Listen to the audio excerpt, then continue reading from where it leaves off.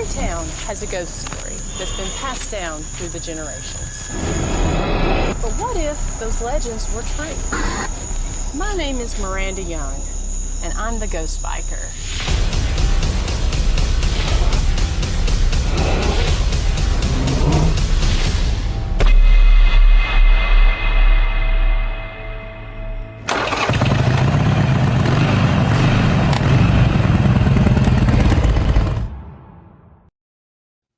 Hey everybody, happy Thursday night. Welcome to the Ghost Biker Garage. I am your host, the Ghost Biker, and we are here another Thursday night here in February. Just so happy to be here with you guys tonight and looking forward to tonight's guest. But before that, just wanted to come on here and say, if you missed tonight's Jailhouse Informant podcast, which I was just on there on the historic Scott County Jail about, we did it from the 7 to 8 o'clock hour, then you missed our big announcement, but we will be sharing that here on tonight's show as well. We had Elliot from Canada, and he was talking about the SDG jail in Cromwell, Ontario, Canada, and it was such a fantastic show. We shared about that jail, and the week before that, we were talking about a jail in Melbourne, Australia. So if you enjoy all things jail related, or if you want to find out more about our jail, the historic Scott County Jail, you can find all of that information on the Jailhouse Informant podcast, which is live every Thursday night at 7 p.m. Eastern time. So 2 hours before this show airs. Last week, we had an amazing guest. We had Miss Letriana Brown on the show, and we talked about haunted objects. We talked about spirit guides. We talked about some of the locations she's investigated and events she has coming up there in South Carolina. It was a great show if you missed that. So be sure to go back, check out the previous episodes of the Ghost Biker Garage, where we have so many great guests, and please connect with them, follow their pages, follow their content, share it out, because as a content creator, that's something that's always so important to us and to the folks who are on the show. So welcome, everyone. Want to say hello to some folks over here in the chat room. Hello to Miss Sonia Thompson. Thank you so much. You were there on the Jailhouse Informant earlier. Thank you so much for watching. Mr. Daryl Paulette up from Appomattox. How are you tonight? Bob Burnell, thank you so much for watching. Hello again to you, Ms. Janet Alms from all the way out in Arizona. And Mr. Jim Cody, thank you for watching the Jailhouse Informant podcast as well. We really appreciate the fact that you enjoy watching, and thank you so much for your time on that. I was live last night on a really good podcast. If you all missed that, we talked about some really good things. My guest that I'm having on tonight, Mr. Rex Nielson, he had me as a guest on his show last night.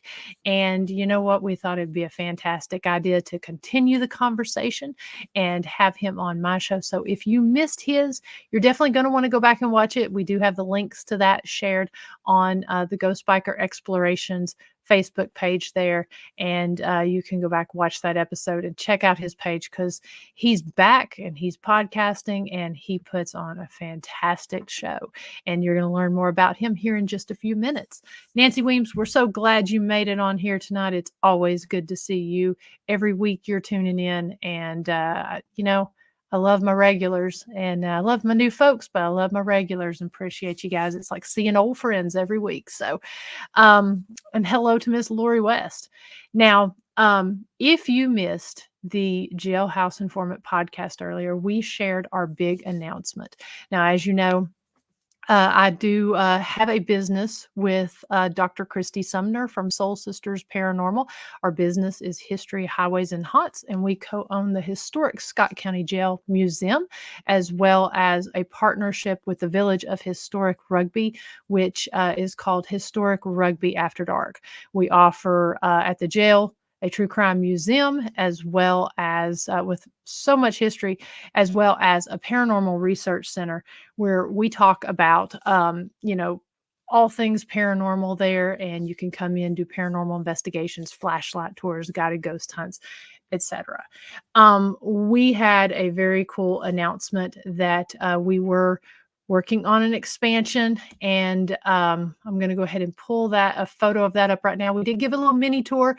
Of course, it was dark, and so we weren't able to do that, but we shared a picture earlier this week that was of a key unlocking a door, and we're very excited to say that we now have added the old First National Bank building to our locations.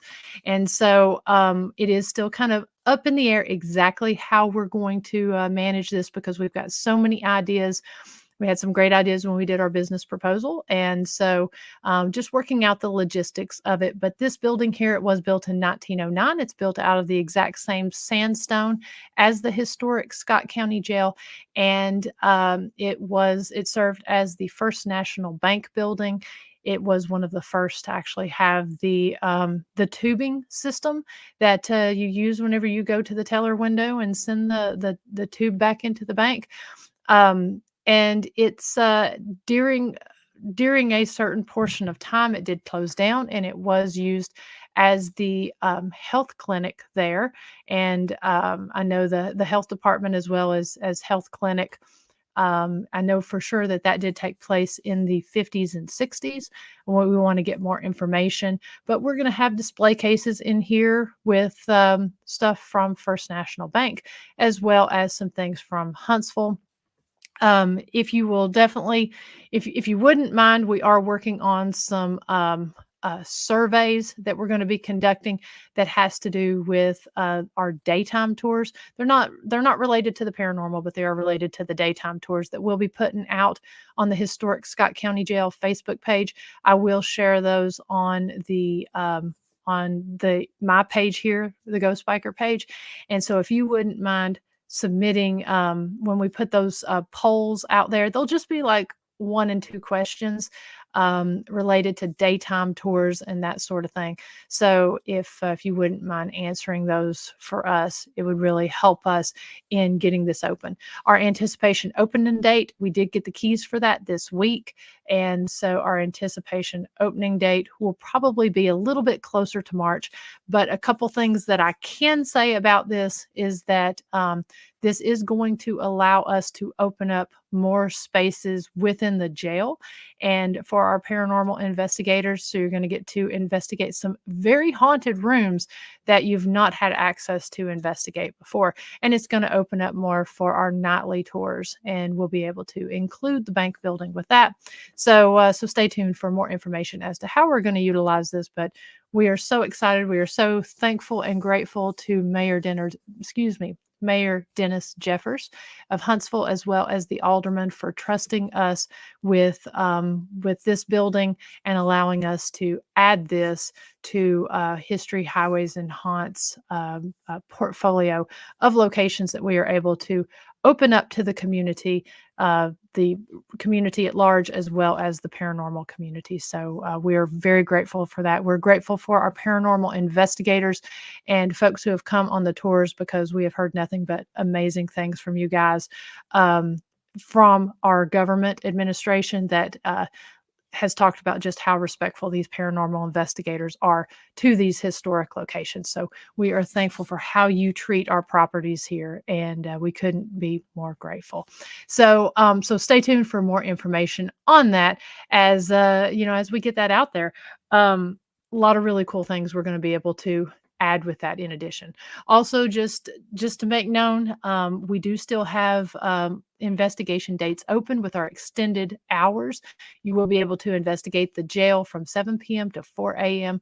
between now and March 10th. After that, it will go back to the other hours that we had. We're trying to take advantage of the extra dark and those extra hours so folks can come in and get slightly longer investigations during the dark months.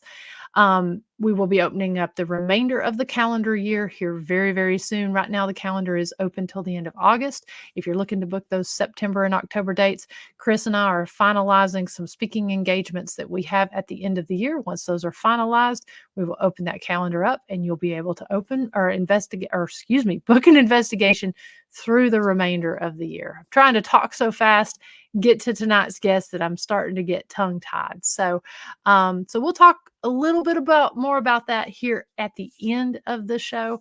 But I want to go ahead and bring on tonight's guest because he has been a guest on my show. I had the opportunity to meet him in person when we did the Hey Good Meal event in South Carolina. And then it was just like seeing an old friend whenever we got to work together again at the Sacred Mountain Spirits of Deadwood event in South Dakota or late last year. So if you will, please help me in welcoming my dear friend, artist and author, Mr. Rex Nielson. Hi, thanks for having me. Hey, Rex. I know last night when we did the show, we said that we were going to not wait so long till we saw each other again. Who would know that it would be the very next night? Exactly. Hi, Sonia. I want to thank Sonia. She started following me. I'm honored that you did that. Thank you very much. I just get blessed more and more every day, and I seen that she had followed me, and I'm going, wow, that's awfully cool. Well, Rex, let's talk briefly about, we'll get into the regular questions about getting started with the paranormal, but you're back with your podcast show and been doing very successful with it since you've started back. Yeah. I last October, I announced that I would be stopping the podcast, and hi, Sonia. That's so awesome. And a lot of people are like, "Oh my gosh, what are we going to do Thursday nights? Are you quitting?" No, I'm not quitting the paranormal.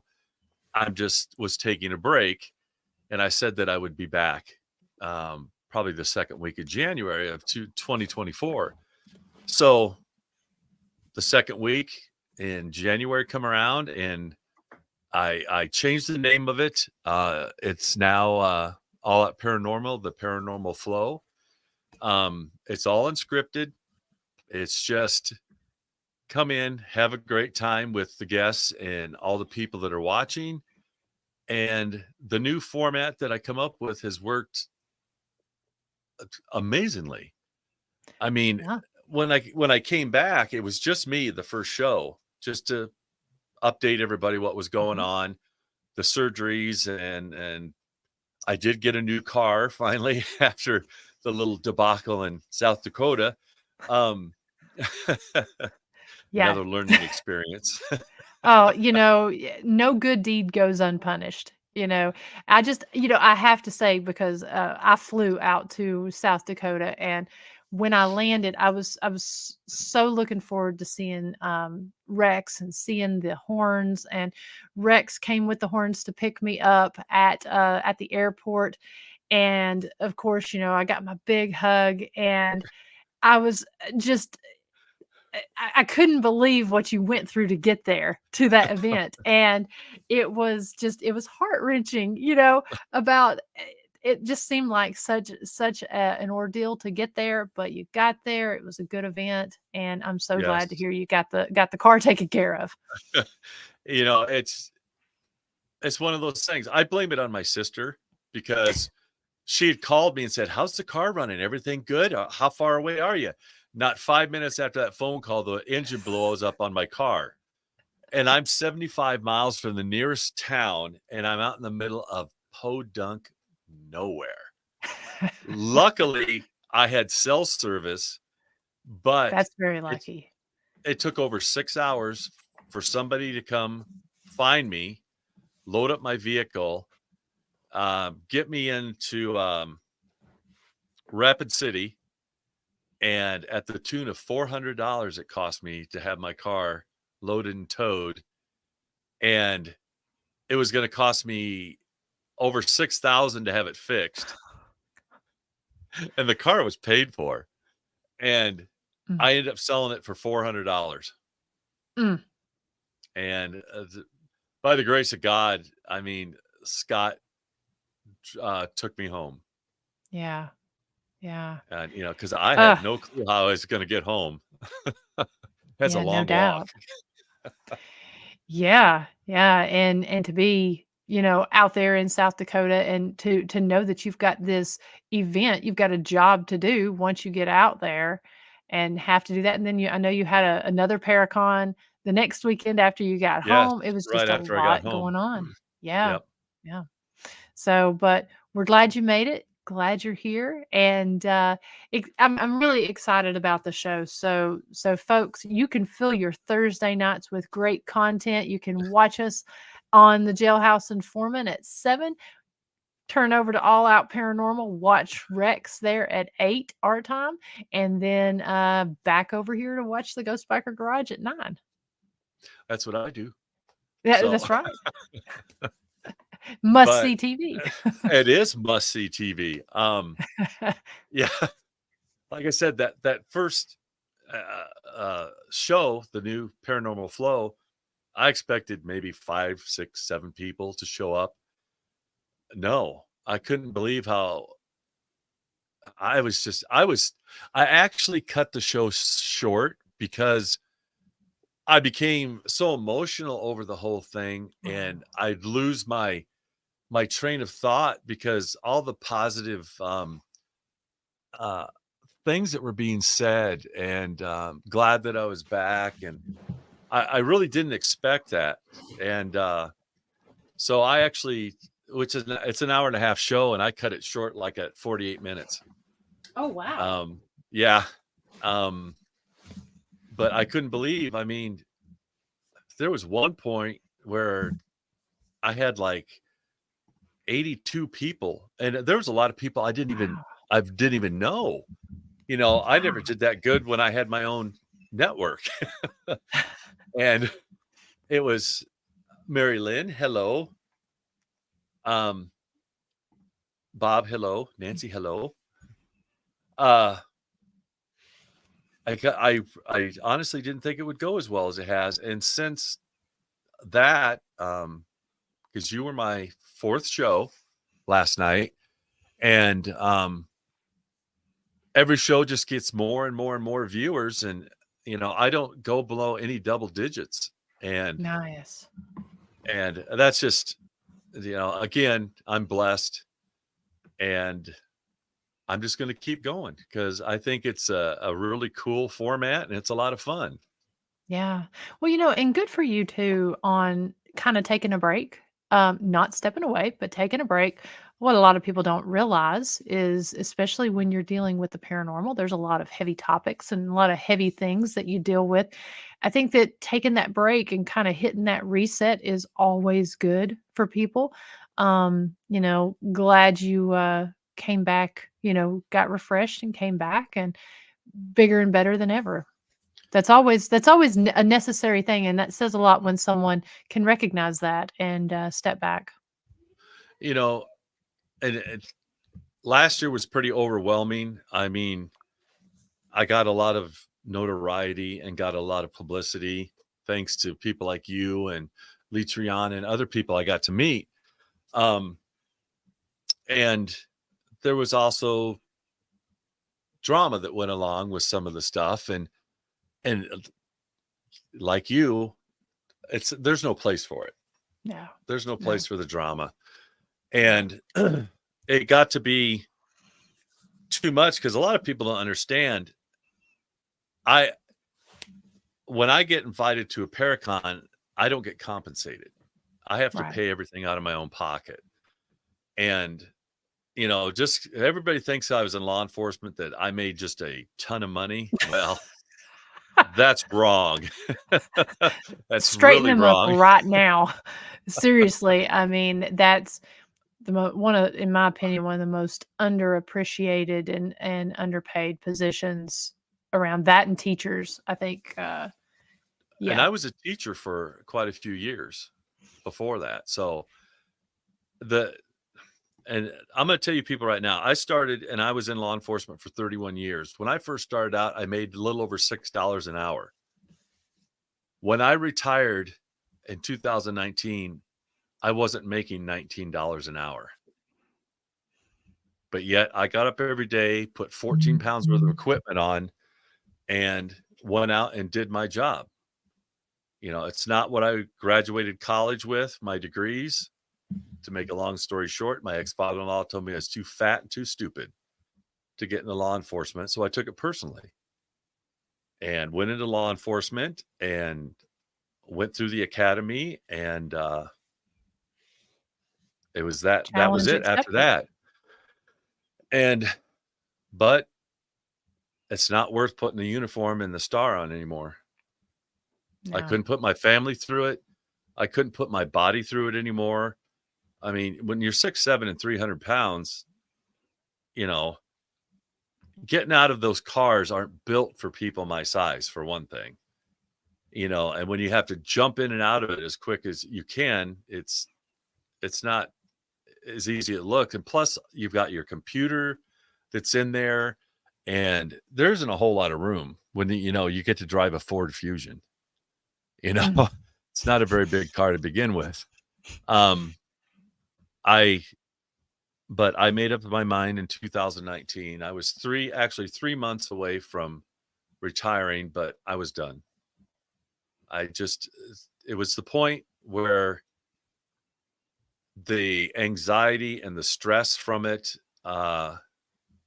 it was ruining my relationships, and I wasn't getting any time to spend with my family, because you're an officer 24/7, whether you want to or not. And it's still that way to this day. I mean, if I go in with anybody, I will not sit with my back to a door. I will look at all the exits. I've even gone up and gone into the kitchens to find out where the exits are to get people out. Because even though I don't carry that badge anymore, I still will put my life on the line to save everybody else that's in that place. Yeah.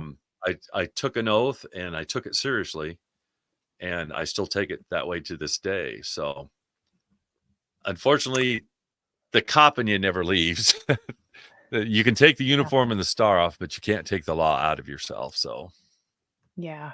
And that's so true. I've actually dated a couple guys who were cops, and it's the same thing every time.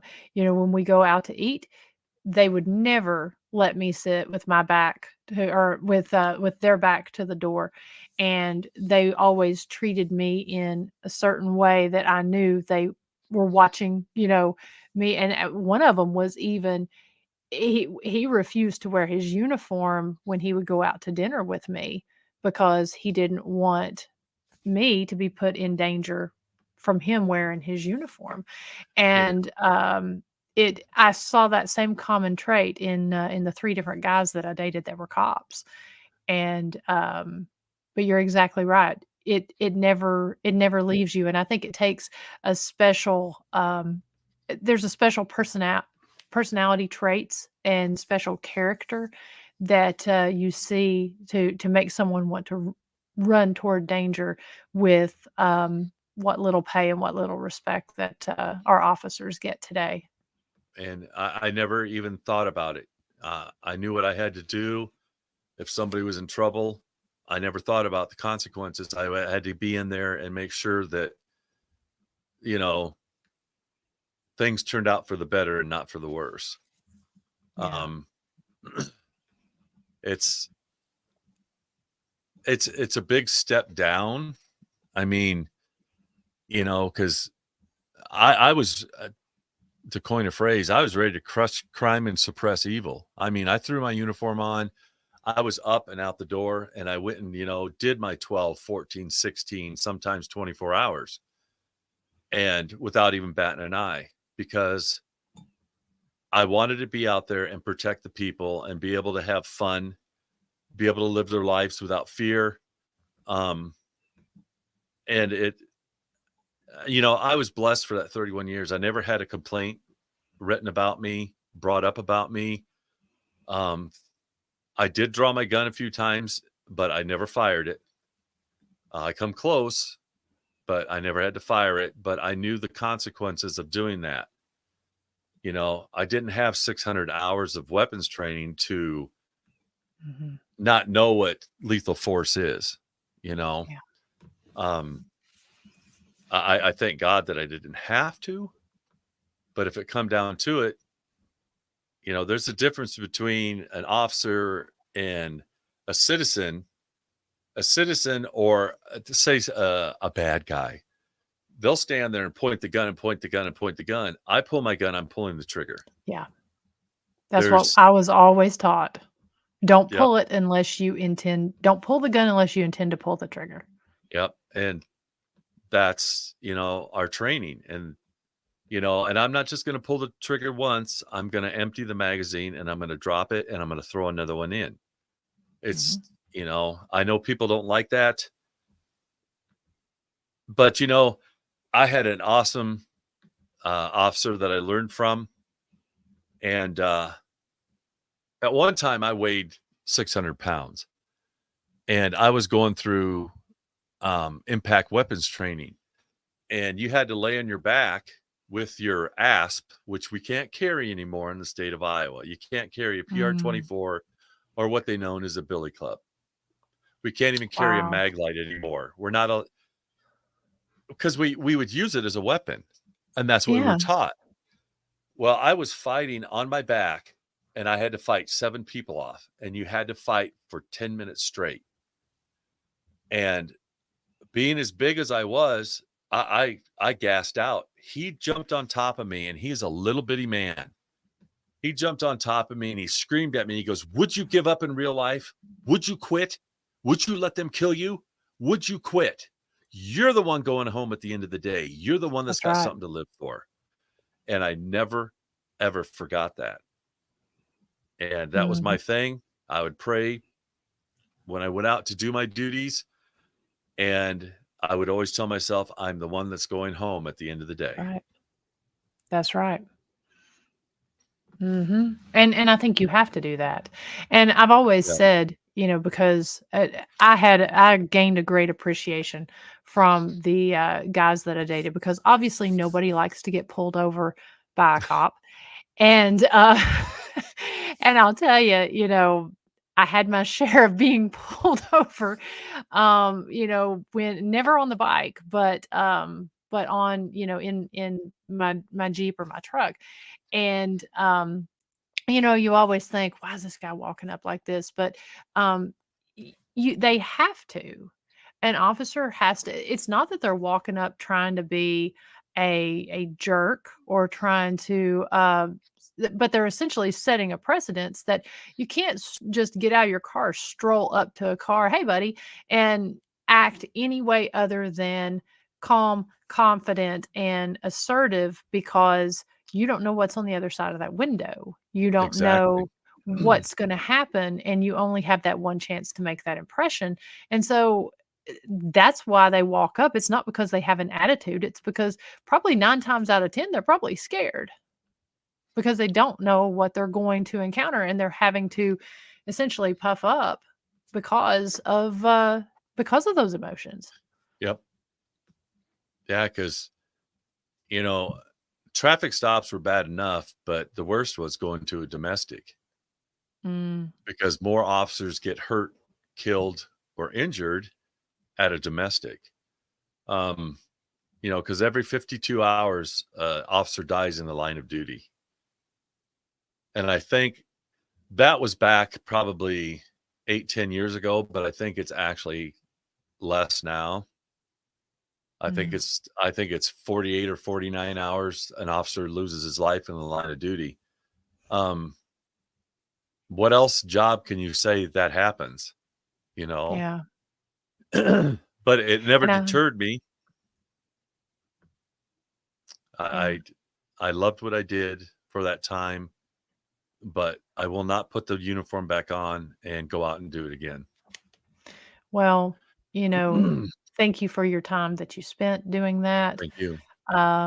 It's very much appreciated here. And I think you're right on those numbers because we keep a running tally there in our law enforcement appreciation room of the daily the daily deaths there in the U.S. and then the daily deaths there in our state here in Tennessee.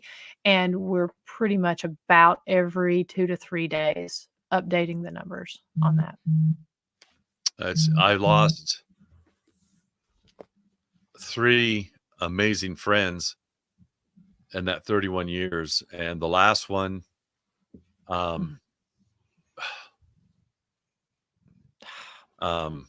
you know, because it's a brotherhood and sisterhood for a reason. And even though I don't, there we go. Sexy Rexy, the Dragon Slayer. It's a long story. Oh my gosh. Brandon. Leave it to Brandon. Yeah, exactly. The last friend that I lost was Trooper Jim Smith. He was a little bitty guy, and I always told him I wanted to be him when I grew up. I made up 3 of him, but he was the most genuine person I'd ever met, and loved the Lord and gave everybody every chance in the book to come clean. And you wouldn't be going to jail. You wouldn't, you know, he'd, you know, if you were honest with him, he'd be honest with you. And I'll never forget, I just retired. I bet a year. I don't even think that. I got a phone call at 3:00 in the morning from my buddy that still works for the sheriff's department, Steve. He said Trooper Smith was shot and killed. And I'm screaming into the phone. I'm going, no, he's not. I said, no, Steve, you must have gotten your information wrong. No. He goes, yeah, he is. And that still gets me because for 20 years, you know, he was a hero to me. He was an amazing man. And but that was him. He saved everybody else by putting his self in the line of fire. I couldn't believe it. The guy that shot and killed him got shot 8 times and survived and went to trial. Yeah. We had over 20,000 officers from around the U.S. come to his funeral. I couldn't make it. I would have put my uniform back on for that. But my mother had dementia and was onset of Alzheimer's, and I helped take care of her. So I couldn't go to his funeral. But on my motorcycle, I have a vinyl decal of his badge number and the black band across it that's on the back of my motorcycle. Keep that memory alive. Yeah, he's quite a guy. I just, man, cool. Yeah, I wanted to be here when I grew up. That's what I told him. Well, you know, I just got to say, I mean, you have, I can only imagine you have such a presence, you know, being 6'7" and like you said, 350 pounds. You've got a presence, but I have to say, you're the biggest teddy bear I think I've ever met. The biggest one I've ever met. And, you know, we got to, you know, spend a lot of time investigating there. Or we were partners there in South Dakota, there at the brothel Deadwood. And I really enjoyed the time that I got to spend out there in South Dakota, chatting with you, talking about life in general and talking about the paranormal. And, you know, your thoughts and everything on this. It was really refreshing to meet such a kind individual with a big heart. Let's talk about your journey here in the paranormal. Do you find that, because I'm sure, were you a cop first before paranormal, or did paranormal start before becoming a cop? No, I was a cop first. Yeah. Okay. Do you I'd been find in it all my life, but I Mhm. didn't really get into it. Well, I started All Out Paranormal with my 2 boys in 2011. Okay. Did you find that your background as a cop essentially assisted you or gave you kind of made you better equipped for some of the things and some of the places that we'd be investigating? Yeah, because one of the things is people try to scare me all the time, and they'll jump out, and I'll go look at them, go hi, and keep going. You know, somebody trying to spook me is nothing compared to what I had to deal with for 31 years. So it's hard to make me jump. Oh man, Rexy Bear. You know, I'm blessed with that because I was called a lot worse in the 31 years I put on that uniform. So, um, yeah, it did help me with it because you have to pay attention to every detail, and you eyes wide open at all times, and your ears too. So it really has helped me over the years with my investigations. Yeah. I guess I have an advantage. And so tell me a little bit more about All Out Paranormal. All Out Paranormal, I started it in 2011 with my 2 boys. At that time, my oldest, Christopher, was living with me, and I had broken my ankle at work. So I was off from work. And I couldn't, you know, I had that Franken boot on, I call it. It's just Mhm. huge. And so I couldn't actually sleep in a bed because if a cover got caught on that, it would, I'd move, but the boot in my ankle wouldn't. So Oh, wow. I slept, he slept out on the couch, and I slept sitting straight up, leaning against the couch on the floor. I did that for about 3 months. But we were watching, you know, we're like everybody else. We got caught up. We were watching all the programs on TV.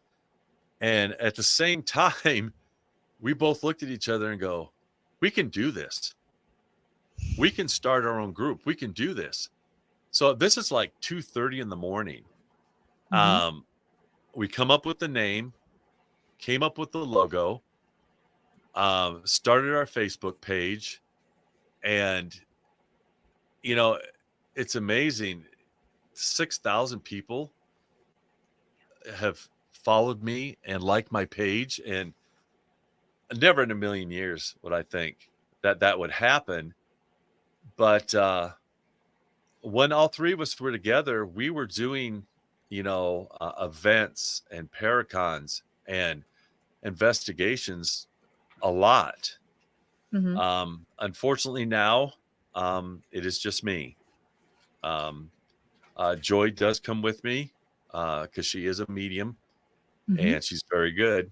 And if she doesn't come with me, she can actually remotely will tell me things Nice. and tell me, hun, you really need to watch it on the 3rd floor. And she did that when I went out to, I was the people that own the St. Cloud Hotel in Cannon City, Colorado.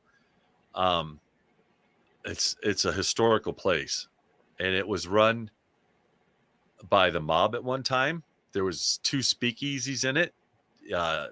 It's They Wow. had spaces between the walls where people could stand and look through the two-way mirrors. And it was Wow. run by the KKK at one time, and the KKK had their own bank in it. Wow. And the bank vault is still there. And Wow. so the new owners of it wanted me to come in and investigate. So this is one of the very few times they flew me out to Colorado. Mhm. We're going to get me a place to stay and a car to use, but they didn't have to. I have an aunt and uncle and a cousin that all live in Canyon City. So Okay. my cousin let me use her Lexus, and I stayed with my aunt and uncle part of the time I was there, and then I went and stayed with their daughter, Sharan, my cousin.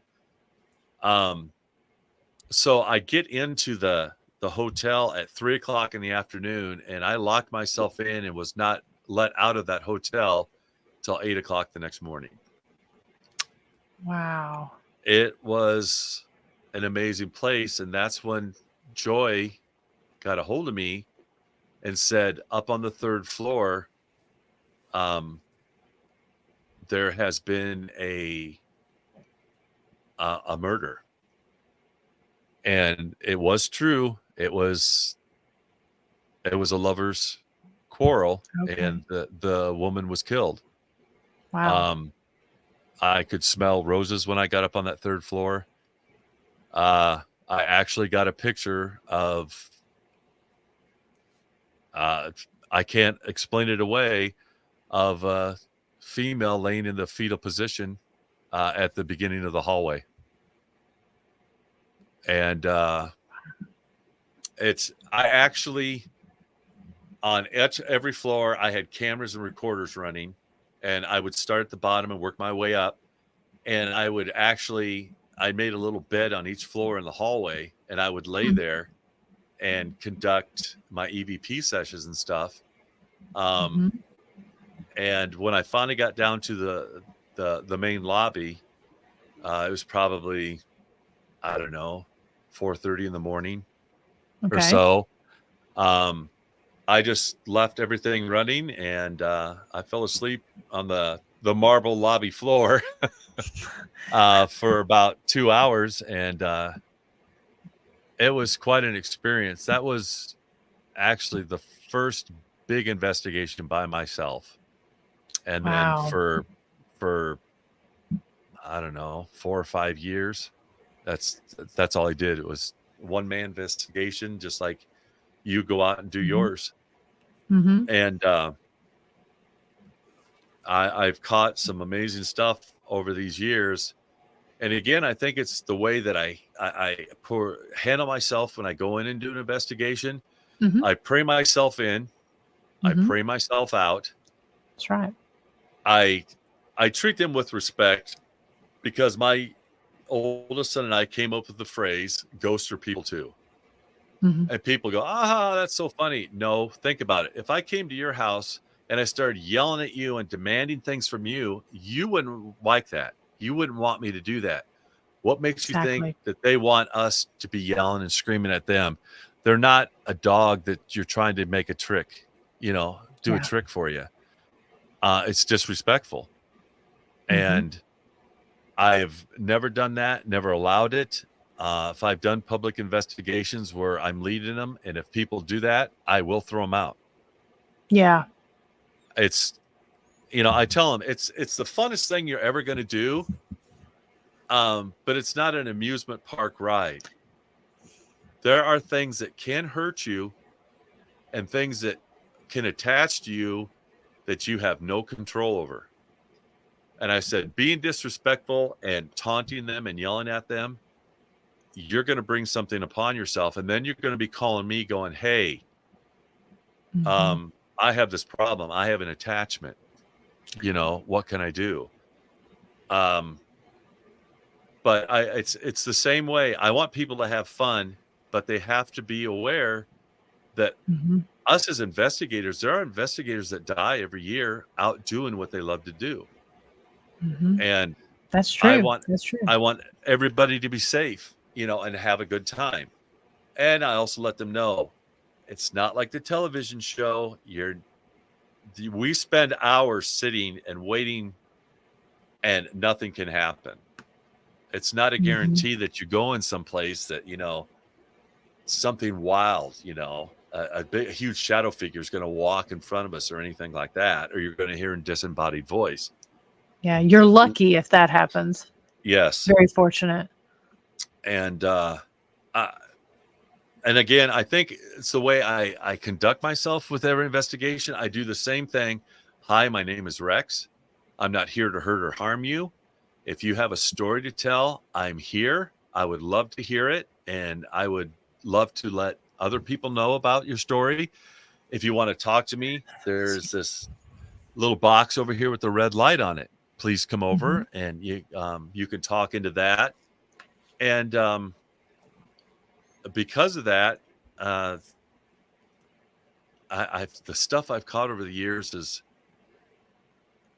I that's the only way I can explain it is because of the way I handle myself, and I respect them, so they respect me. Hmm. I firmly believe that, and I think that's been why myself that I've personally had luck at these locations as well. You know, and a lot of the times there's a lot of subtleties involved, Yep. but it's, and I don't go in expecting that activity. No. I feel like when it happens, that's just the cherry on the cake. It's just being able to be in those locations and be among all that history and sharing Yeah. those stories, to me, is worth it. And then if they choose to bless you with communication and to share their stories with you, then it really is an honor and a blessing when that happens, because I don't think it's not something that happens all the time. No. And it's, yeah, over the years I've heard out loud disembodied voices, but the EVPs that I've caught over the years, some of them I wish I'd heard them at the time. Yeah. Because I've just got files and files and a lot of class A, and I've even had my stuff looked at and sent in, and a couple of them that people that work in audio industry and stuff had Mhm. asked, hey, can I analyze it? Sure. And there's a couple times where there's actually more than one EVP. They're overlapping each other. Yeah. And that's why I upgraded the software that I have on Mhm. my computer, especially my video part of it, because when I go, I have cameras running the entire time. Yes. I run all my recorders the whole time. I don't Yep. do this 5-minute EVP session. No, I don't either. What do you expect to get, in a Uh, 5-minute session? I see. I don't know, and I don't like to stop and No. interrupt what I'm doing. I would much rather throw headphones or earbuds on and into my recorder, listening in real time, in hopes that if I don't hear Yep. the disembodied voice, I hear the EVP. I would much rather sit and analyze the evidence, because I sometimes feel like when when you're doing a guided ghost hunt, you do have to have more instant gratification for people when you're doing Right. those. I still don't even do them in that instance, because I feel like there's times that if you're listening to stuff on the fly, you miss a lot of things, and I don't want to do a burst session and then discard that evidence. I want to actually sit down in a quiet space where that's my 100% focus is focused on my evidence, Yes. and listen to it and see, because I think that things are often missed when you're in the heat of the moment. Yep. Just throw Exactly. some headphones on. Yep. I'll set my cameras everywhere, have them running. We'll check them every couple of hours to replace the batteries in them. Mhm. Same with the recorders. Uh, they turn on as soon as I start the investigation, and I Yeah. turn them off when I'm done. Yeah. And, you know, and then after an investigation, you have a paranormal hangover. I don't touch I don't download any of the evidence or anything until 3 or 4 days afterwards. That's me too. Um, and Yeah. I'll get done with the investigation, and I got family and friends going, "Oh my God, what'd you catch last night? Oh, please tell me you caught something." I'm going, "How many times do I have to tell you?" I'm not looking at it right now. You give me a Yeah. couple of days, and then I'll start going through it. And being a one-man show, if I've had 6 cameras running for 8 hours, 8 Mhm. recorders running for 8 hours, and I've taken over 1,000 pictures, it's not something I can do in a day. No. It's not possible. No. So, and I still have a lot of stuff that I need to go through. Um, Yeah. And I brought that reel to reel with me when I we was did our just going to bring investigation. that up. Yes. I have not listened to it yet. I'm I'm I don't know. I really think that because the old analog, Yeah. I really think that, and where I had the microphones and set up, I mean, they were way, way away from the recorder. Yeah. But the thing was, once more people got in there, that tape Mhm. kept breaking. It And kept that's the breaking. thing. Yeah, and so I wish I had gotten a picture of this. So Rex and I are partners there at the brothel Deadwood, and he brought this. What year was that reel to reel? Do you know? It's 1970, I think it's 74.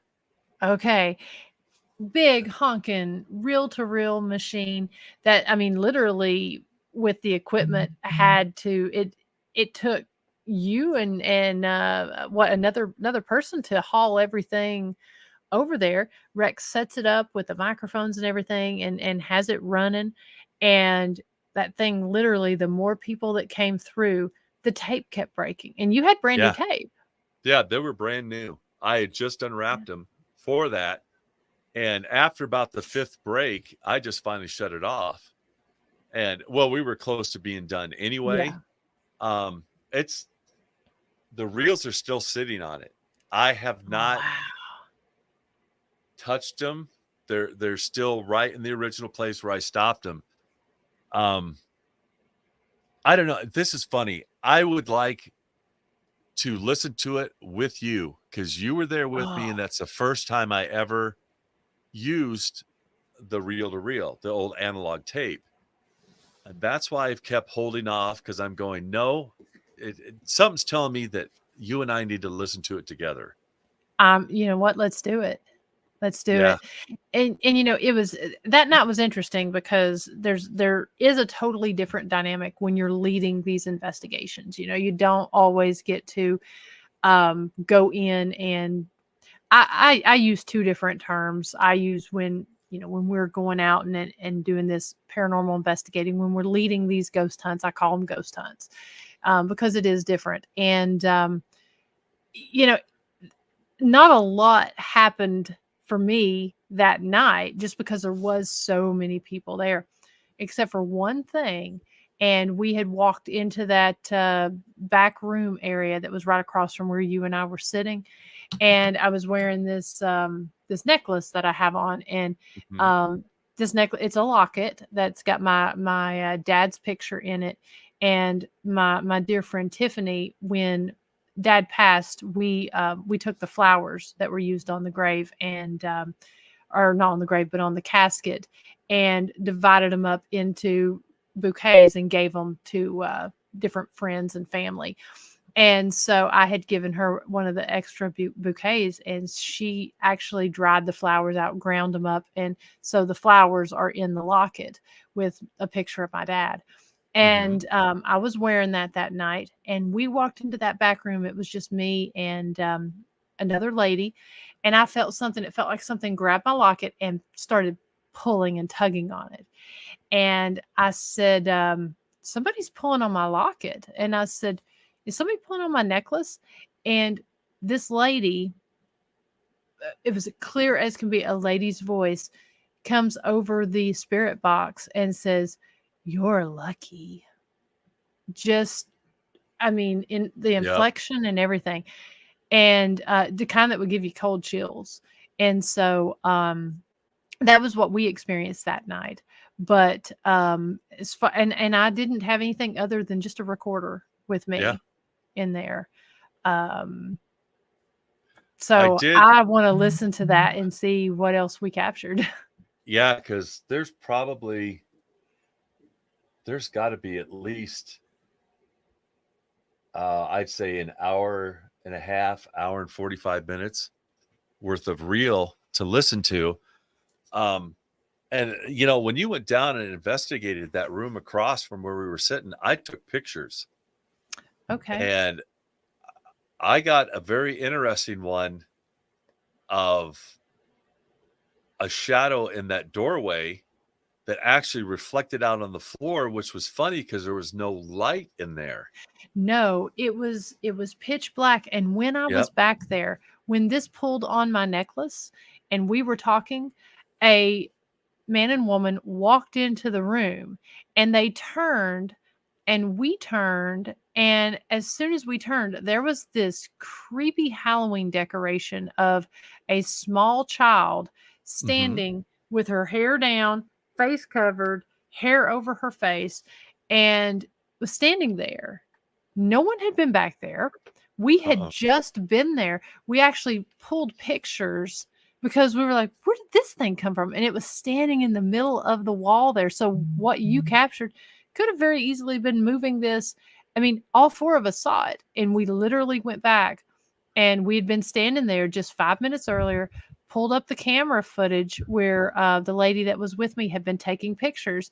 And there was no Halloween decoration or anything obstructing the walkway right there. Yeah. It was so creepy, crazy. Because as soon as you guys went in there, I'm going, man, I have to start taking pictures. And I don't know, I took probably 35, 40 pictures while you guys were in there. And I actually just went over them not too long ago. And this one flips up and I'm going, no. How is that shadow? Because it looks like somebody in the doorway, but you can see the shadow of this person on the floor, like there's a light around Like them. casting, okay, Yeah, like the light was but there's- casting out and there was no light. There's no light. Yeah. There was no light. And I'm going, That's wow, cool. that's another, and that's another thing. The pictures I've caught over the years, I've taught classes on spirit photography and stuff, and man, some of the stuff I caught over the years. One of them, I was working second shift, senior officer, and I get bumped to second shift, and I was with one of the new deputies. And he goes, hey, that state park up from you? I can't give the name. Yeah. I said, yeah. And he goes, that back in the 70s, a teenager, a young man in his late teens, early 20s, hung himself in one of those, in a grove of trees in that park. I said, seriously? I said, is it documented? And he goes, yeah. So on my way home, I stopped and I found the park ranger, and I asked him about it. He showed me the documentation. It was 1973. Okay. And the young man had long hair and he hung himself naked in this tree. Wow. Okay. So I said, can you take me to the location of where this happened? He goes, absolutely. So we get down to it and he goes, that spot right there. And there was a family camping and they were around a big campfire. And I said, and all I had was this. I had my cell phone. I didn't have any IR equipment, nothing. So I asked the family, I said, hey, do you mind if I take a few pictures? And they're all just absolutely just three sheets to the wind. They're having a blast. And they're going, yeah, great. Yeah, woo, take our picture. Doing all this, So when I teach the classes on spirit photography, I'm always saying, even your cell phones, you can set to do a 5 burst pictures. And that's my rule of thumb, is to take 5 in one location. 1 in a million you're going to get if you go click here, click here, click here, click here, click here. So I set it and it takes 5 pictures. The first 2 pictures, there was nothing but the family. You see that figure there? Let me pull you up where it's just you on here. So it will. You see that figure there next to the family? That's not part of the family. Yes. If you look closely, the guy is naked. His neck is cricked to one side. And it only showed up in the 3rd picture. And then the 4th and 5th picture, it was not there. Wow. And I mean, it still gives me chills to look at it. But again, right place, right time, being polite. Always. Right intention. And the park ranger, he dropped a few F-bombs. He's like, no, you did not just take that effing picture. There's no way I'm staying with you. You can go do whatever the hell you want to do. I'm not staying with you. That didn't happen. And he took off. And he goes, I don't care what you do. You can go set a fire as far as I'm concerned. I'm not going to be around you any longer. So, and that's one of the things I bring up is a lot of times when I teach it is you don't need special equipment to capture something. No. You no. know, you can also use simple. your phone to record. You know, all phones have a record spot on them, and you can use that to do your if you don't have a recorder handy that you carry with you. And you can save those old phones that no longer work or that you no longer use. You can save those. I'll save those as recording devices, and then also and you can still as take pictures camera with them devices. too.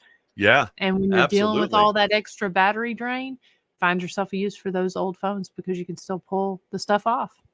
And in some instances, I know my flare camera actually works better on one of my old phones, and you know, you just run it straight off of it instead of having to do something different.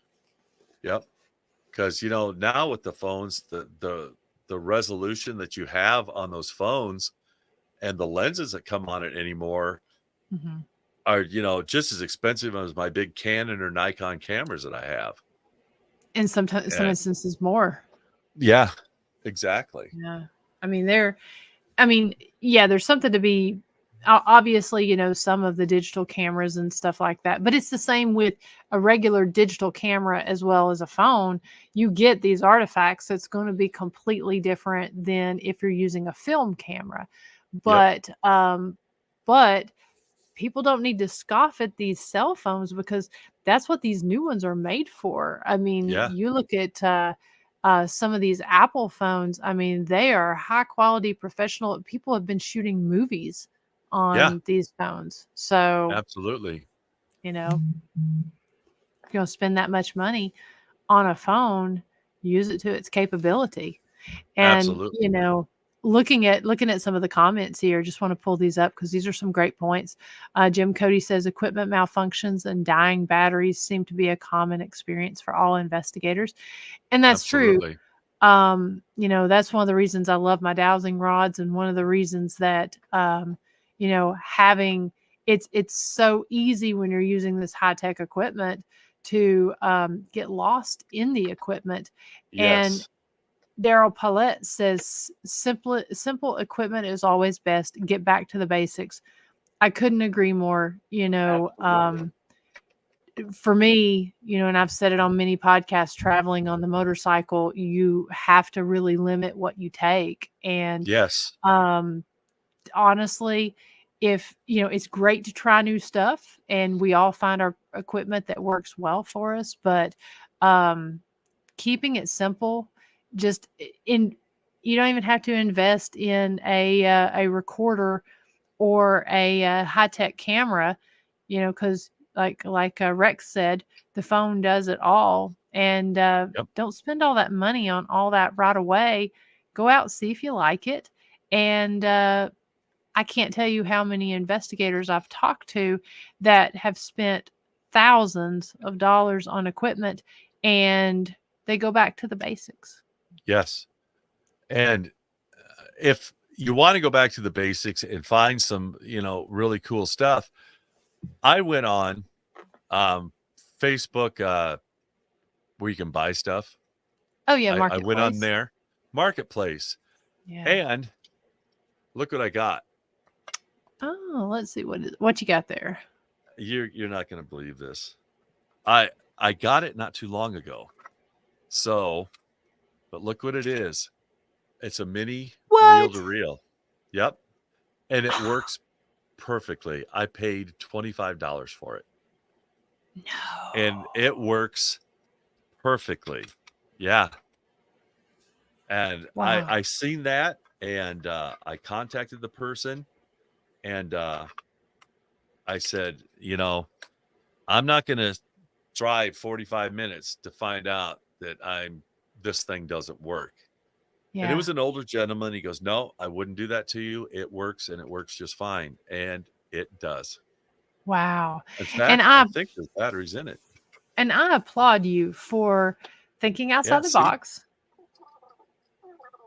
It works. Wow.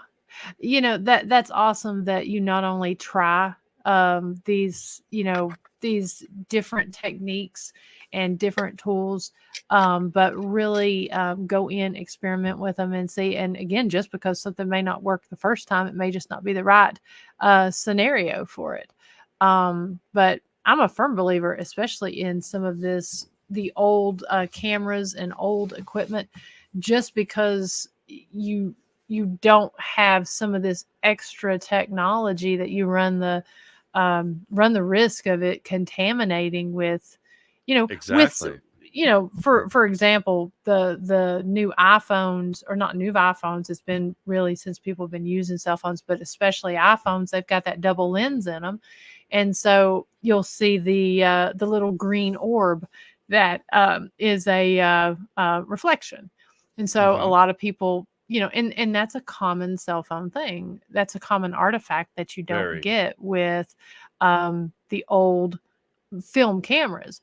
But then the advantage is these phones and digital cameras, you can go in and you can take 100 pictures. And if you get one picture out of 100 that is unexplainable, then you consider yourself lucky. But Yes. it's kind of hard to do that on a film camera where you have a 15 roll or 23 roll. You don't want to sit there and take a bunch of pictures because, then you got to pay to get it developed and stuff. But Yeah. you get less contamination when you're able to do those. It's just, Yep. it's a hard balance to find. Yep. Exactly. And it's cool because, when I go, I'll use a regular DSL camera, and I'll use, the IR cameras and or full spectrum. But the software I've got in it, if I put a picture in there, it'll actually turn it a whole 360 degrees. So you'll see absolutely everything where you were at. So if you think you see something over in the corner, I can actually turn that picture to show that corner. It gives it a Nice. 3-dimensional. Yeah. Yeah. It's fun to play with. Yeah, that's awesome. Wow. And it's got 78 different filters on it, which is awesome because if I find an anomaly in a picture, I run it through all 78 of those filters. And if that anomaly shows up with every single one of those filters, that is in the picture. And I cannot explain it away. I mean, it's not something where you go, oh, look what I found, and I just throw it out there. We spend as investigators a lot of time going over stuff. And like the show I was on this morning, the M25 show, if I find something that I'm on the fence about, I will not release it to the public. If in doubt, throw it out. Yep. I keep it and put it in. I put everything on a disk or on a hard drive. Because I put it on a disk and then in the hard drive. So if one squats out, I've got a backup, which that had happened to me one time. 10 years worth of stuff on a hard drive that cannot be recovered. Oh, that makes me sick. Yeah, it was sickening. It was. But I keep it because I can't say that it is, but I can't say that it isn't either. But yet I won't put anything out there until it's something that I'm like, I can't explain it. Exactly. And doesn't mean it's paranormal or supernatural. It just means it's unexplainable. And that's a lot of what I do myself, and you talk about filters and that sort of thing. That was one of the things that I did when I started because of my background in photography. Right. And I created I call it an 11-point system that I run my photos through.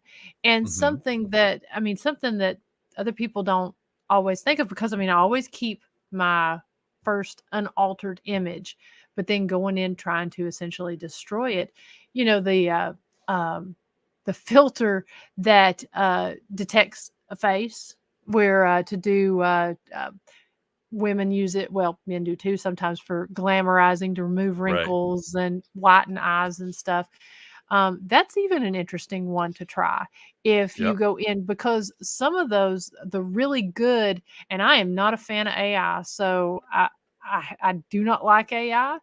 but I will say this about that AI filter there is it's going in and looking for a recognizable face.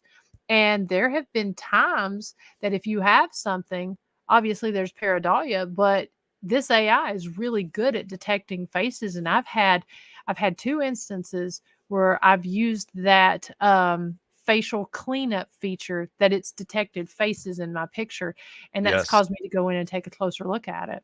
Yep. Sonia says, I would love to see the two of you in action investigating together. You got it right, because I'd give anything to be able to do that, like tomorrow.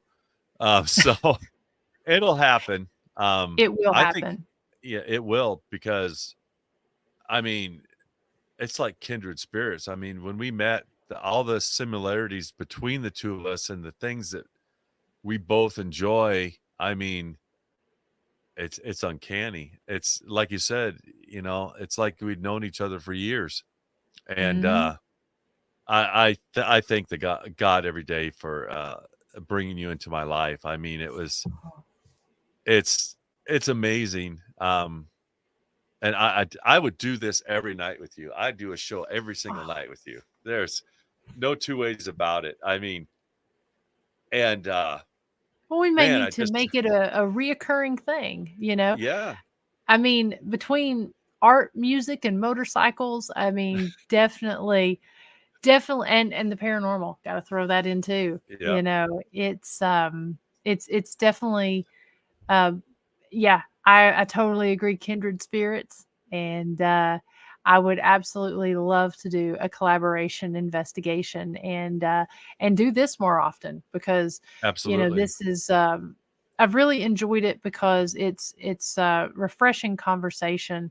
You know, you got your standard paranormal questions and stuff like that, but everybody is so different, and their styles and their Correct. techniques, and so I like having the refreshing conversation like this and with you. So yeah, I agree 100%.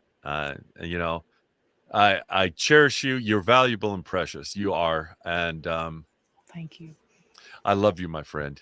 And Oh, I love you too, Rex. And we, you know, we've definitely got to talk about your not to interrupt, but oh, that's fine. you know, but we definitely need to talk about your art and talk Yeah. about your new book that you've got out. Yes. Again, being blessed. I've had 3 books published since March of last year. Um, I'm not going to tell you that I'm a very I can talk a good talk. I'm very articulate when I talk. My books are very easy to read. All there is an acknowledgement in the front and a little bio on the back. It's all of my artwork. Um, and Lee Triana, who Yes. Who was my is guest last week? oh, Yeah. oh, thank you, Sonia. Oh my gosh. You guys make me cry. My God, I'm the ugliest crier on the face of the earth, man. I really am. So thank you, hun. Bless you. Thank you, That Sonia. makes my day. Um Crap, where was I at? Oh, anyway, You were talking Lee about, I Triana. said, yeah, she was my guest last week. And we I talked did some about you actually. that's why my ears were burning. You guys were talking about me. I got into it. My first illustrations for anybody were Lee Triana. I did a couple books for her. I have not seen them yet. I don't own the books yet. But I'll never forget it. It was a Tuesday, and she gives me a call. because I've been doing these illustrations for her, and I was making sure that we were on the same page, that I didn't wander off on a picture that, that's something that she didn't want. And we were talking, and she goes, well, I talked to my publisher, and she's seen your art, and she thinks it should be published. And I'm like, what? And pardon me, my exact words were, who gives a shit? Because my family and friends knew I could draw, but I didn't think anybody else out in the world would really care. I really didn't. It never crossed my mind to ever put my stuff in a book to have people admire it and respect it and have emotions over it. I really didn't. Yep, that was I still haven't seen that one. You can tell But that- Rex's style. As soon as I pulled that one up, she was talking about it. And before I read down there, because I hadn't seen it either, but before I saw down there at the bottom, I was like, oh, I know that style. I know that style anywhere. Yeah, and it's all the things in the pictures. The gray wolf, there's a story in there. The Wendigo is in there. The spider that's up in the tree, and the woman in the flowing robes and the walking staff, and the birds, that all coincided in the book. And like I said, I have not seen it. I will. I mean, most of the books I get anymore are people that I've met and that I respect. And of course, I get them signed and they go into my collection. Mhm. But again, like I said, who gives a f about my drawings? Because, like I said, I never went, hey, I'm going to do that because, I'm that good. Or, Well, while you're people need saying to that, see I'm it. going to grab something while you're saying that. So please continue Okay. to talk right there while Sure. I grab this. Okay. And unbeknownst to me, talking to Litriana on the phone, another voice comes in on the phone. It was a 3-way conference call with her publisher, Vicky. And like I said, it was like it was yesterday. It took me by surprise to hear Vicky come in on that 3-way conversation. And she goes, no, Rex, I think your artwork is incredible. And I think you should put a book out. And I actually started to cry, because never in all the years that I've been drawing, I never, ever thought, ever crossed my mind to put it into a book, and now I've got 2 people saying, yes, you have to do it. So I asked Vicky, when's my deadline? She goes, Friday. This was on a Tuesday. So hey, I know that picture. Yeah. Yeah. Yeah. That's one of the pictures you sent me. And that is how I do a portrait, everybody. You know exactly who it is. And that's my style, is That how I did it. pointillism style. I mean, Yep. that's such a lost art, I think, pointillism. Right. And just an amazing job, Rex.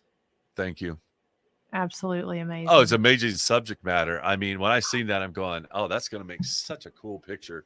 And the thing is, I never told you about it either. You didn't. You surprised No. me with that. Yeah. And also, I've got to, I wanted to grab this because obviously I recently moved into this farmhouse here. And so I've not got my stuff hung. But Oh, yes. when I met Rex there in not met him, but saw him there in South Dakota, he surprised me with this beautiful, beautiful piece. And that is all done with permanent marker. I do all the shading and stuff. You'll never believe it. I use rubbing alcohol to get the colors to blend together.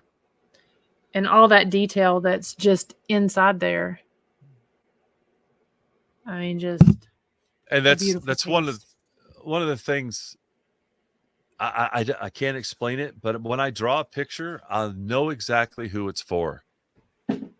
And even if I don't know that person, I mean, I could go somewhere and they'll walk by me and I'll go, oh, just a second. And I'll carry these pictures with me. And I've total strangers said, wait a minute, I have something for you. And they're like, what? You know, you got this monster of a man standing over you going, I've got something for you. Stay right here. You know, and the look on their faces is like, what? And I can't explain it, but I'll sit down and do a picture. And whether I know that person or not, I know who that picture is for. And Mhm. I've given away quite a few pictures to absolute strangers. Well, I've got to add, you know, a lot of people got to know my dear friend Tiffany, who is an amazing paranormal investigator, from all the past seasons of Ghost Biker. I mean, she's made appearances in almost all seasons, and then she was very prevalent. I think in like 3 episodes, 3 maybe 4 here in season 6. And I know, you know, she's had some illness and stuff. And you know, I was talking to you about her while we were out in South Dakota, and the kindest. When I say Rex has a big heart, just the most kind individual. He actually made up a book of his drawings that he sent back with me to give to her, because it was one of those things. You had never met her, but felt like you know, you need to give these to her. And Absolutely. yeah. And, you know, it from the first book, I call my stuff explainable art. And it's funny because it should be explanatory, unexplainable art. I shouldn't have to explain anything. But you know, I explain more about my unexplainable art than if I'd have given it a moniker somewhere, you know, a different name. And so I have a whole series that'll be coming out, and it's called Unexplainable Art. And of course, the first book is in black and white. And I was really stuck on the title for it, and Joy goes, honey, unexplainable art in black and white, you know, something so obvious. And I was trying so hard to come up with something really clever. And I'm like, oh my gosh, you know, you're right. That's perfect. And everything in that book is in black and white. I do everything. I do nothing digitally, nothing. Everything is pen to paper, and everything is one off. I draw it and I'm done. I'm not that artist that's going to keep drawing the same thing over and over and over again. I don't want to be that person. When a person gets a piece of art from me, it's theirs. It's Yeah. the original. There is no other one that's out there in the world. And that's the way I want it to be. And another funny thing is I used to title all my drawings, but people would see the titles and go, oh, I would have called it this, you know, Always. you Always. know. And so I got to the point where I do not title my drawings anymore. And people go, well, what was the inspiration? Again, it's unexplainable art. I don't have some big epiphany. I can look at a pattern, or I can look at a drawing that somebody else has done, and I'm going, they missed it. That sounds Mhm. arrogant, but I'm not trying to be No, arrogant, no. but they missed it. The picture could stand out and be so much more. And I'll take that and make that picture my own, Mhm. and put, well, you know, the style I do. So, you know, Yeah. it's mine when I get it done. Mhm. And, so I got to the point where I just went, you know what? I'm not even going to title them anymore. So people go, well, what do you call this one? I simply look at them and I go, you know, if you buy it, you can title it. You can Right. call it whatever you want. And they look at me and I said, well, when you go buy a pet, you name it, right? Mhm. You give it a name. So if you want, pardon, I use it all the time because I think it's funny. I said, if you want to call it fart in the wind, That's great. You Yeah. know, it's yours. You can call it whatever you want. But that's why I simply quit putting a title to them, because people see something different. Subjective. Everybody sees something different. Yeah, exactly. In a picture. And if I'm blessed enough that they buy it from me, please, by all means, you know, you title it, you Yeah. know, I don't have a problem with that whatsoever. And yeah, you know, and so like I said, I apologize. I have your second book and I don't have it here in front of me. I do. But perfect. Because I I was have going to them. say I was so touched because you know put me in the dedication page, and Absolutely. Rex, that was just so touching. You know, it's I mean, and of course his second book, go ahead and put that up there, because to show what the different side of it is as Yes. being unexplainable art. This one's, oh, I knew that was gonna happen. Get it back for you. There you go. There we go. Try to get the glare off it.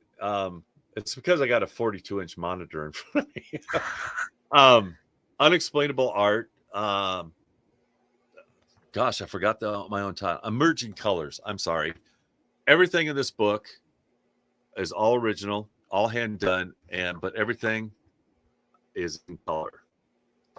That I did in this one. And yes, there's a lot of skulls in it. People ask me all the time, and my simple response is, everybody has a skull. And they're like, oh, well, yeah, you're right. And I don't make them evil, demonic, scary. That's not it. When I do them, I think they're very beautiful. You know, Great tattoo art. Yeah, and I've sold quite a bit. But when because I can draw a human skull with my eyes closed. But then I got to thinking, well, you know, animal skulls. So I did for the first time in this book, and if we can see it. Let me pull it up here. Okay. There's one right there. And I mean, I just imagined what a bull skull would look like, and that's what I did. Unfortunately, you can't see all the detail in it, but I put a lot of work and time and effort into this one, and it's like I said, everything is colored in it. And then, because I'm doing a whole series, 5 for sure, of the unexplainable art. Well, Joy, and a lot of people said, why don't you do an adult coloring book? And I'm going, oh, come on, they're a dime a dozen. You know, you find them everywhere. And I'm trying to think, well, what would set mine apart from everybody else's? So this one come out a week before Christmas. And I'll try to get it in here. This is an actual drawing that's in there, and I colored part of it. And it's called Unexplainable Art, Colorization of the Soul, a coloring book.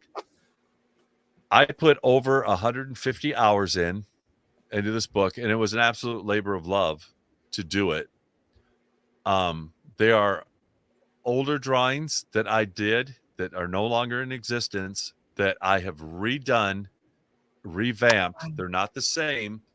And my goal was into this is to make it fun and challenging for people to color in it. I'll guarantee you're not going to color one of these pictures in 15 minutes. If you can, please send me a picture because I want to see it. And I think people need to send pictures anyway. How cool is that? I've asked them, you know, I want to see what people interpret my drawings and how they would colorize them or what they would do to them. And I've said, please take a picture and send it to me. I'd love to see somebody else's view on my drawings. And to give you, if it shows up, it won't show up. anyway, God, even if I got close, it wouldn't do it.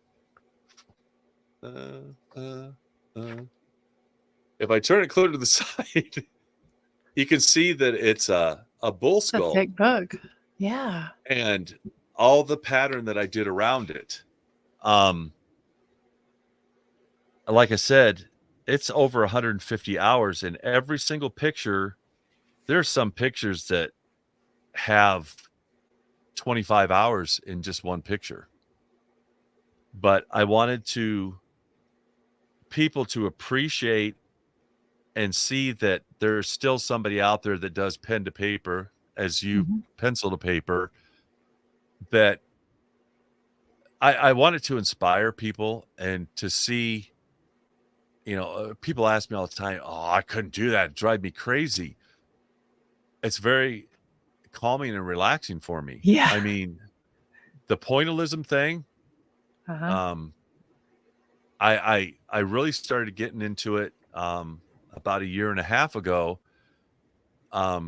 because my shading was very good, even with the permanent markers.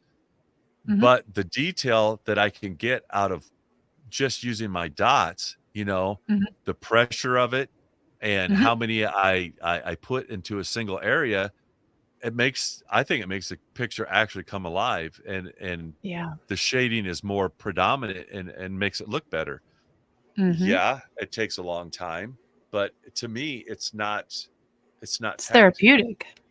It is, and it is a lost art. You don't see that It is. anymore, and if you do, somebody's doing it digitally.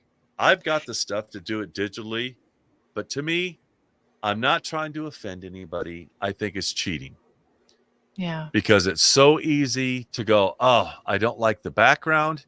You can erase it, clip art, and throw a jungle in the background Control instead of a Z. desert, Yep. and Kenneth Dunn. Hello, what is the topic today? You name it, and we've talked about it.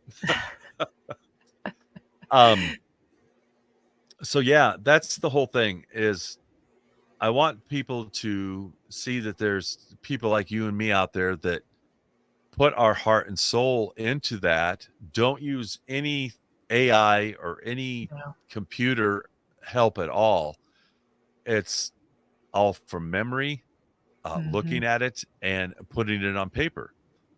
And connecting with Yes, what you're doing. Yeah. absolutely. And I'm not going to stop. I have the means to do it digitally, but I will not. And he It's does not it by me. hand, no doubt. Yeah, as I mean, the entire time when you weren't working the event or investigating, I you were was sitting drawing. there at the table drawing. Yeah, Yeah. hand drawing. Yeah. And, it's definitely a lost art. Your pieces are very beautiful and unique in, you know, Thank you. they're good drawings, but then you have the uniqueness of, a style that's just all your own. Yes. And, I Took me a long highly, time highly to get recommend. there.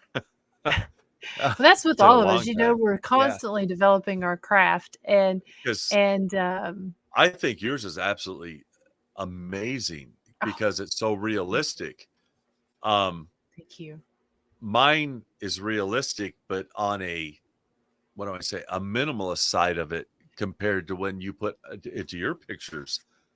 And I'd love Well, to collaborate just on one picture. You and I work on one picture. I think that'd just be oh, so now cool. that would be cool to do a project together. I tell you, it's always fun to me to meet other artists and to, see the different, the same picture, but the different style. And Right. because to me, I minored in art in college. And so, of course, I had to take some modern art classes. And I tell you, I had no appreciation for it before I took the classes. And no Right. offense to anybody that does modern art. Um, it was hard for me because I wanted to organize and I wanted to, um, I did not have I was not free with it, I guess. And I was trying to organize it, trying to work and do, all kinds of uh, different things with this modern art, and it didn't work for me. But Right. now for somebody else that can take and put together this amazing piece of modern art that can tell a story, doing the photorealism drawings like I do, they may not be able to stand or be able to do that. So it's always interesting to me to meet other artists, to see their styles, look at their process more so than anything as to how and why they create the way they do. And Yeah. then to just compare and contrast. I love it. Absolutely And love it. the funny thing is, I had quit drawing for over 30 years. My kids didn't know I could draw.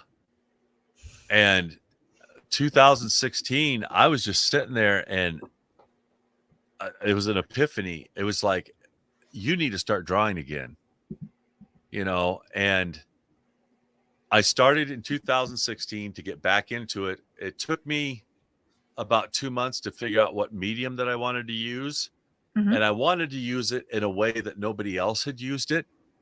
Because Yeah. people go, oh my God, that's a beautiful acrylic drawing or a watercolor. No, it's not. That's a permanent marker. And they're like, no Uh-huh. way. Yeah, it is. And it's funny because I've got stuff from 2016, which to me, I've really found myself, up Uh-huh. to 2024. I wouldn't show you the stuff from 2016 because it looks like a preschool drawing. And now you have got Da Vinci, that's how big of a Yeah. spread there is between it. Mhm. But it really come back to me because it all started, I'll never forget, in preschool. A plain piece of paper was set in front of me and a box of crayons. And to Mhm. me, that was the coolest thing ever on the face of the earth. And from then on, that was a part of my life. And Mhm. now being retired, it's a big part of my life. Absolutely. And soon as I get my drafting table, another story, replaced, but it hasn't stopped me. I've got a Mhm. little bitty folding table that I'm still creating at. Um, I love it. and I it love won't that. stop me. And it's funny because I don't know if you'll be able to see it. See that knuckle? Yeah. How it sticks up like that? That's from Yeah. drawing. That's all Uh-huh. from drawing. And it's funny because people go, "What the heck's wrong with your finger?" 50 years of drawing, Yeah. is what it's done to it. And I still um, try to push myself to different things, but I still come back to uh, what I originally, decided to do was the permanent Mhm. markers, which is either I do it on very heavyweight uh, watercolor paper or I do it on a canvas panel. Um, now And that's my what I point, know this one was a canvas panel. yeah,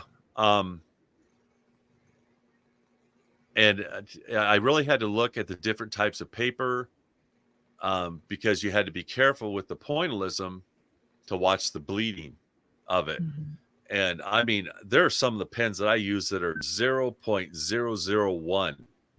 You can't even see Wow. the tip of the pen, but yet by the time I get done, you know, I actually sit down and I do a square on the picture that I've done, and I figure out roughly how many dots I have in a picture. And most of the Oh. time, it comes close to 100,000 dots or more per picture. And that just, it thrills me when I get done because there are times that I get done and going, wow, I, this turned out way better than I thought it was going to. And, Mhm. I you know, if people don't know what pointillism is, they call it stippling now. Mhm. I'm sorry, I'm pushing 60 years old. When I was in college, it was called pointillism. Yeah, and I'm it was still, created by Surratt. yes, and I still, Surratt the Dot. Yeah. yep, use that to this day. Mhm. And I keep expanding on it. Mm-hmm. Like I told you, the dots bring out the picture so much more, and it gives it life, Mm-hmm. even if it's black and white, you know. Yeah, and like I said, I'll pull up just, I mean, since that was what we were talking about, the and zoom in on it, but yeah, you know, and you bring up an interesting point too.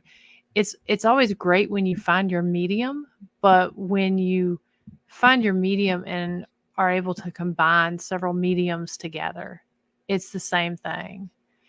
And like, here's an example of his pointillism, by doing the It is, shading and it almost is, creating different colors through black and white, but it's really through depth and size. and it's, you know, it, and I'm very heavy-handed, so I go through a lot of pins. Hmm. I've tried over the years to consciously go, stop, you don't need to press so hard. It Hmm. doesn't work. I've done it for so long. Um, but and it's funny, it's just the depth that I give it. It depends on, how many dots I put in a certain area to make it have more depth, darker the shade or lighter the shade. Um, Absolutely. You know, because like with the shading on the hand right there, where you used multiple sized dots and mhm, spacing.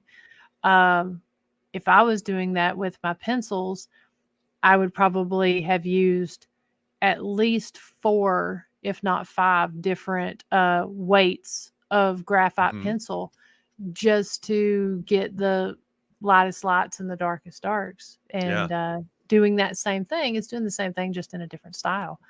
And you know, lots of great compliments and stuff over here thank you, in everybody. if people would like to well, first off, let me ask, can people commission pieces from you? Yes, they can. Okay. Unfortunately, there is such thing as a starving artist. Yeah. um, there are times that I will have people sign if they ask me to commission a piece. Too many times have I done a piece and they backed out, Mm, or they've gotten it and never finished paying for it. mm-hmm. So I did have paperwork brought up. It's just like if you were retaining a lawyer. Yeah. Um, and you know as well as I do how expensive art supplies are now, especially paper. It's Mm-hmm. outrageous what it Yeah. costs, and especially for the different weights and the different papers I use, the acrylic paper, the marker paper, the watercolor paper. You know, you spend $19 for 12 pieces of paper, Mm-hmm. and you really have to not mess it up Yeah. because you're tearing up $3 and throwing it away, you know? Yeah. And he was, Kenneth asked, curious, how expensive are those super small tip pens cost approximately? Again, it depends on The the quality, I brand, bet. Yeah. right? You could buy from Copic, which is one of the most expensive pens out there. And I'll tell you right now, they're not any better than the cheap pens that I bought. Mhm. Um, I'm not knocking them. Um, it just depends. I will, you wouldn't believe if I had time, I'd walk you around and show you how many pens and markers I have. And it's probably close to 3,000 Yeah, that I I would have. believe that. And it just depends on when I use it, if I get the quality of how hard I have to press down on it and how well it flows on the Mhm. piece of paper. I could spend anywhere from 19 cents for a pen to $12 for one pen or Mhm. more. It just depends. Um, uh, I switch quite a bit because a lot of times I'll get used to a pen, then all of a sudden I can't get it anymore. Yeah. And then it's like learning to walk all over again. I've got to go through everything to find something that's the same or comparable to the what I used before. Yeah. But I do have my favorites. Tombow. I do use the Copic, the fine liners. They're very sturdy. They hold up well, and they're very good for my pointillism. They work very, very well. It's now when I use my permanent markers, I'm sorry, nothing against anybody. I'm not gonna. Sharpies do not work. No. They signing an autograph, yeah, they're great. Other than that, I don't use them. They don't. You can't blend them. They're horrible. I'm not knocking them, but it's for my art. They do not work. Well, they're more utilitarian than Yes. Artistic. Yeah. You know, if you want to draw on your spiral notebook or draw on your tennis shoes or something, yeah, they're great for that. But not for what you and I would do. Yeah. You know, it just wouldn't work. So if yes. So I was going to say, so if somebody wants to purchase one of your books, what is the best way for them to do that? Just email me at unexplainableart23@gmail.com. Just send me an email, and if you want me to commission a piece, let me know what you want. Usually, and I love doing pieces for people because you guys push me to make myself a better artist. And I love it because when somebody will tell me something, bam, I know exactly what I'm going to do for them. I have already got it. And so it just depends on how much time I've got into it, how big of a piece you want. Depends on the cost. I can't just cut it down to, oh, an 8x10 is $25 and an 11x14 is $75. It's not the way it works. People have to realize, you and me, when we sit down and do a picture, it's not something we do in an hour. No. You know, it may be 2, 3, 4 a week into, and I've gotten even pictures where I've spent more than a week getting into it. You can, and if you go to my Facebook page, Unexplainable Art, a bunch of my art is on there. If you find anything that's on there that you like, just send me a message and I'll let you know if the picture still exists or if it's been sold. I haven't put a lot of stuff up there in quite a while because I've already booked myself for 2 big shows, one next month and one in July. The one next month, I did it 2 years ago, and I sold every single piece of art I took with me. And it's the first time in all the years of me doing art shows where I actually made money. I walked away with $1,600 profit. Wow. And I am going to I'm going to do it again this year. So that's why I haven't been putting stuff out, because it's stuff that I want to take to the show. And I have to, in order for me to have a reserve, I have to spend, and I do, on top of all my other stuff that I do, 12, 14, 16 hours a day working on my art. And that was fun. Oh yeah.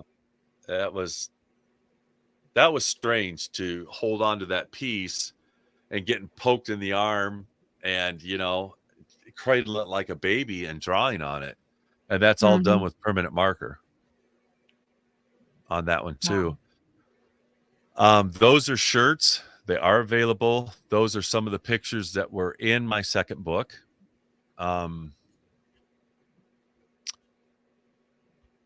again, if there's something that you like and you want an artist to do it, I will give it my best shot. And all the years that I've been drawing, I've never had anybody not like what I've done for them. So, and you can contact me. That's how you can get my books.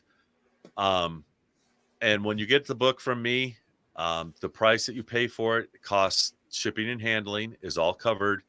And I will personalize and sign every single one. And it will be personalized to the person that got it.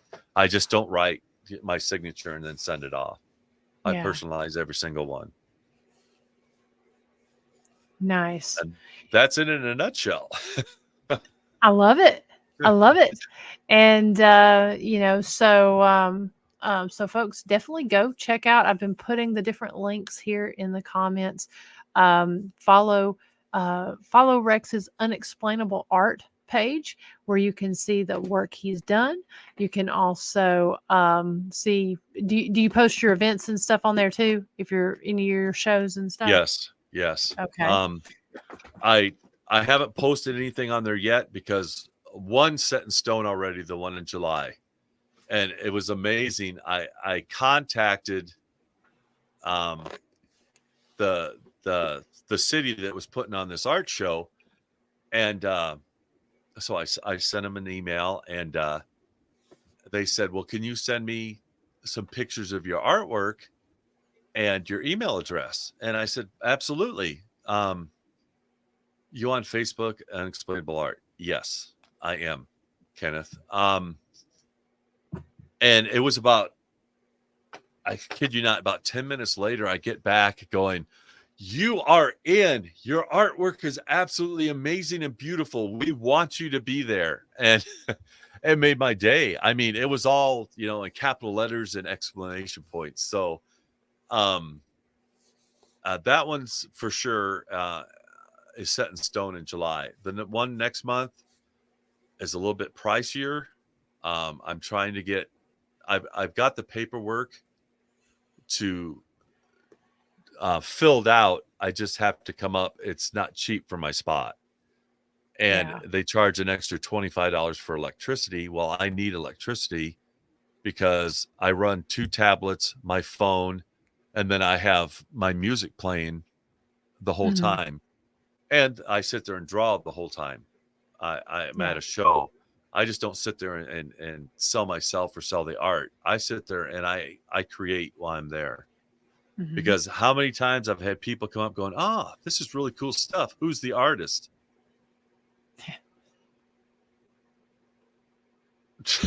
Are you serious? I'm sitting there drawing, and I bet I've been asked 100 times, you know, who's the artist? You know, it was my cat. He's just not here today. He wasn't feeling well, so I'm selling it for him. You know, it's just funny how people are. But yeah, I create the whole time when I'm there. Sorry, it split those 2 sentences up. Was saying I followed you on Facebook. Okay, I got it. Sorry about that. I did misunderstand. Sorry. And definitely, guys, like we've said, you know, following our content creators is something that really helps. And so we appreciate, Kenneth, you following Rex. Absolutely. We're getting here close to the top of the hour. So, Rex, if you will go ahead, and I know we've been putting them out there, got them in the show notes, but go ahead and put where people can follow you and get your books. Okay. You can follow me on my regular Facebook page, Rex Nielson. You can follow me on All Out Paranormal. Thank you, Daryl. I appreciate that. You can follow me on Unexplainable Art. That's it. I mean, I don't have all these other social medias out there. Keep it simple. Keep it simple, and I'm easy to find, easy to contact, and I'm really not that expensive. So, but I love to create for people. And please, if you love my artwork and you want my books, absolutely, you know, contact me. I will give you the 3 apps that you can pay me with, and I will send them out that very day. Yeah, Thank he's God very for quick. media mail. Media mail Right? is the best. Um, Yes. and I will sign it, personalize it, and you never know. Sometimes I'll throw maybe a print in there extra with the books, just for my appreciation. For following and liking, I guess, my life's work. I mean, now that I'm retired, I get to do what I enjoy. I get to be with you. I get to do the paranormal. Um, Without the paranormal, I we probably never would have met. No, And no, I don't think that so. and again, I thank God that that was another aspect of my life that I got to bring to fruition. Start it with my kids, and still be going all these years later. And you know, by the grace of God, I got to come out to South Carolina, got to meet you, and then just a few months later, again, we're in South Dakota together. And like I said, I'm gonna photobomb one of your one of your things. I'm just gonna pull up on the bike and go, "I'm here." I love it. I love it. And then I'll be like, E- come on, we're going investigating. Absolutely. Even though Brandon thinks that I drive an abomination, again, Brandon, yours is still for sale, and they don't put training wheels on them, so don't even start. So thank you. Thank you so much, Rex, for coming on Thank tonight. I've you. had so much fun Me chatting, too. catching up, talking about some really great topics. And Kenneth, we do have the best place you can find his books. Check out his page. We've got those listed on there, the page that you're following. And we did show some of those earlier on in the show. He's got 2 out now. Got the He did. third one. Okay, it He looks like did. you found them there on Amazon. I do Um, suggest purchase straight from Rex because while Amazon is excellent, Amazon does not allow for a lot of these artists and authors to yeah. really get they get pennies on the dollar for that. If you go I through get him, exposure for it. yeah, I'm not going to discourage you. I mean, to me, I'd rather have the book personalized and signed by the artist or the author. Um, if you want to go to Amazon, all you have to do is put in unexplainable art, and all 3 of my books show up.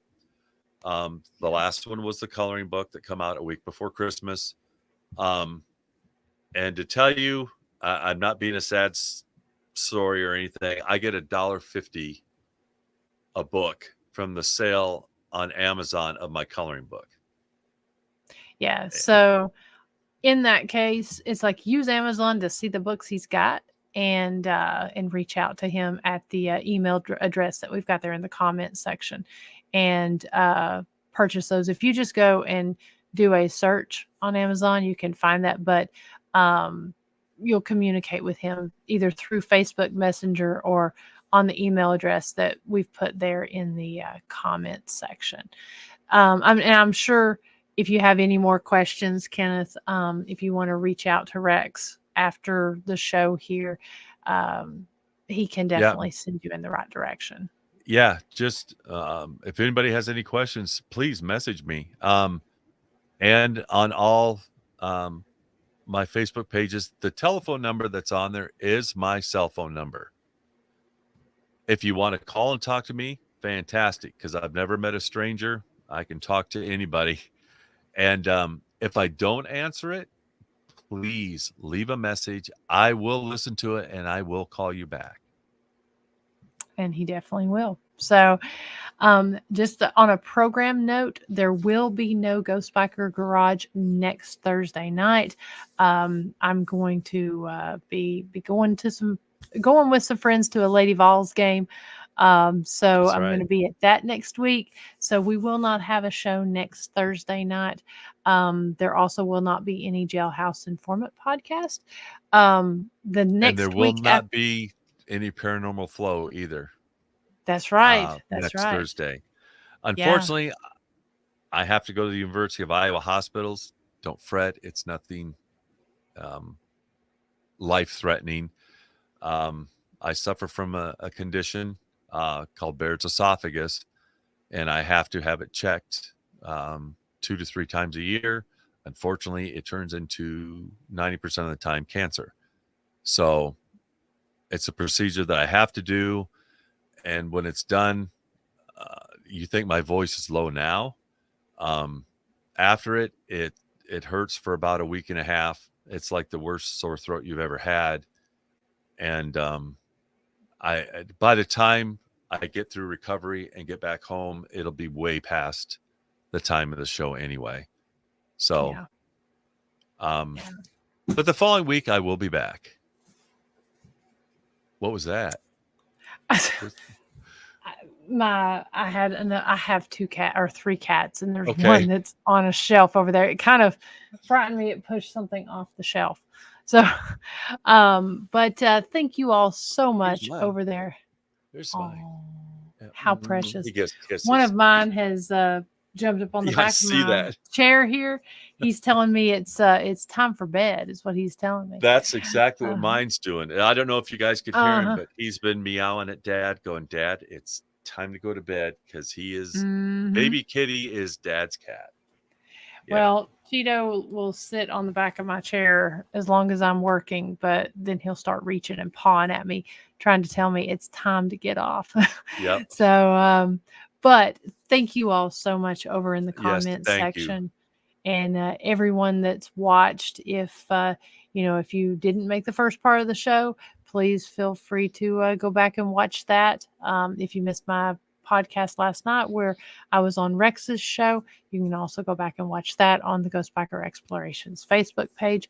But no show next week, but we will be back here the week after at 9 p.m. Eastern time, and with a great show. So I hope until then everyone has a great night, but also be on the lookout for those polls that I'm going to put out that will help us at the historic Scott County Jail to make some decisions of exactly what we're going to do with our new expansion. So, so everyone, I hope you have a blessed night, and we will see you very, very soon. Take care, everyone.